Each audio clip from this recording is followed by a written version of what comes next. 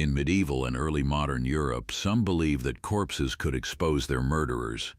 This belief underpinned a gruesome practice known as cruentation, or the ordeal of the bier. According to legal writers, if a person was suspected of murder but evidence was lacking, the corpse of the victim would be laid out, and the suspect would be required to touch it. It was believed that if the suspect was guilty, the corpse would suddenly bleed from its wounds, signifying divine judgment. National Geographic notes that this concept appears in the medieval epic Nibelunglied and persisted well into the early modern period.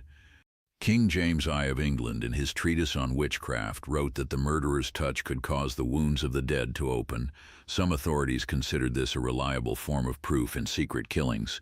Of course, modern science explains that decomposition fluids and gases can seep from wounds when bodies are moved, creating the illusion of bleeding.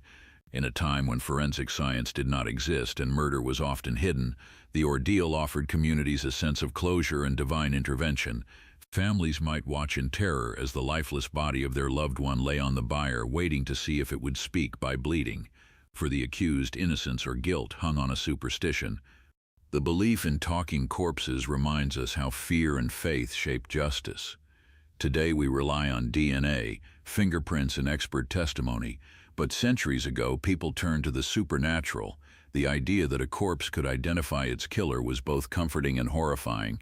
Comforting because it promised that murder would not go unpunished, horrifying because it placed lives in the hands of a bleeding corpse.